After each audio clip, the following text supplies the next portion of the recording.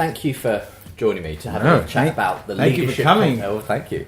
The leadership conference, HTB. So many questions, and we'll see how much time we have for them. But tell me first of all, the leadership conference. It's back again, but this time it's more than twice as big, I think. You're really taking on a challenge this year. Well, aren't you? it's interesting. This is the sixth year. So the first year we had 750. Second year we had 1,800. Third year we went to the Albert Hall and we had 4,200. The next year we filled the Albert Hall and had a little overflow here. The next year we filled it and this was packed out. So we've had to go to a bigger venue this time, and we've gone to the Brompton Road and the Apollo. The difference is this year that the speakers are speaking in both venues. Right. So the Apollo is not an overflow. Right. It's a second venue. So Joyce Meyer, Father Raniero, Cantalamessa, Robert Madu, Ken Costa, all sprinkle of glitter will be speaking in both venues, and that's really exciting. So I mean it's I think it's going to be an amazing event. Yeah, definitely. Really interesting, Joyce Meyer coming over. Do you know Joyce? Have you sort of had a little bit of a background with her? I've done 3 television programs with her. Years ago, I was in America and we did 3 programs together. So I don't know her well. I know her son better, and he's always come to the leadership conference, and he suggested this idea, which we thought was a great idea. What do you think she'll be speaking on? Well, the theme of the conference is unity. So we've got the Cardinal, Vincent Nichols, who's head of the Catholic Church in the UK, and the Archbishop of Canterbury together. We've got Joyce Meyer and Father Raniero Cantalamessa, who's the preacher to the papal household.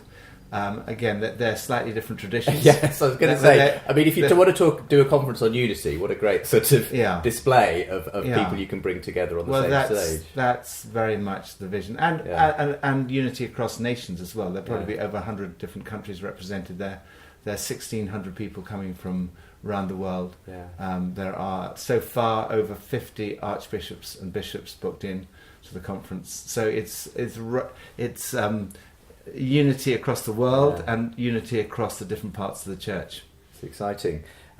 So what would you say, as it goes from strength to strength, what do you think the leadership conference is imparting to the UK as a whole? Because it's people from all kinds of church streams that are coming to it, isn't it? Yeah, the leadership conference is not a conference specifically on leadership. It's a conference for leaders.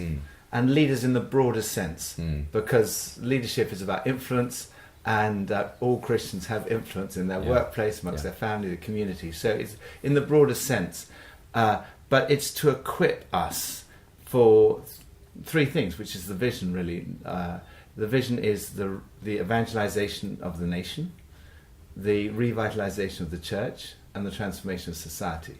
So the conference is designed to equip, inspire people for those 3 things.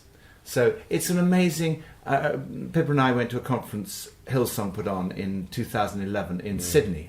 They very sweetly invited me to speak there. But the bonus for me was not speaking there, which I'm sure was of no value to them whatsoever, but for us being there for 2 days and experiencing amazing worship, inspiring talks, great ministry, we came back just transformed by those 2 days. So that's the vision for this conference, that all the people who come will leave that place like we felt, inspired, encouraged, amazing worship. We've got a whole range of people, Reuben Morgan from Hillsong leading worship, Tim Hughes and all the others. Then we've got these inspiring speakers from right across the spectrum, and then we'll have lots of ministry. So you can only really experience it if you're in the room. We're not live streaming it this year. We're not? No, it's not being live streamed. So, because we just saw how important it is to be there, to actually experience it. So yes, we're not live streaming this year, but we're having the people in person in both venues. It's in terms, obviously, it's for leaders. It's not specifically necessarily about leadership. What for you though, as a leader, would you say you've learnt having put the conference on, if you like? Because that's a huge extra thing to be doing on top of everything else that you do here at HTB. What's been some of the lessons you've drawn in putting on this conference? Well, I think we've been astonished really at how the response. I was very reluctant to put on a conference on leadership because I believe there's only one leader, and that's Jesus. And therefore, to talk about leadership always seems a bit pretentious. But we put it on very hesitantly. I needed a lot of persuasion to put it on. And then we saw this extraordinary response. And each year, it's got more and more amazing. The more it grows in numbers, it's not just growing in numbers, it's in impact and the sense of the Holy Spirit. And so we're trying to follow the Holy Spirit and see, what is the Holy Spirit doing? Why are all these people coming?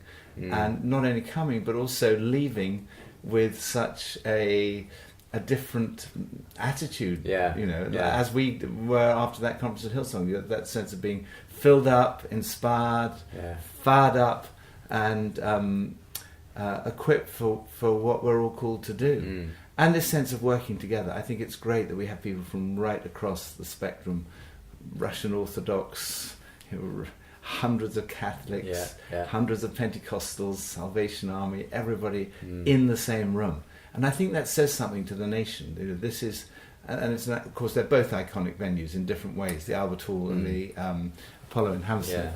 But I think it will say something to the whole nation when they see those two venues packed out with people from right across the spectrum united around Jesus. For more news, interviews and features that bring faith to life, visit premierchristianity.com and request a free copy of the latest issue.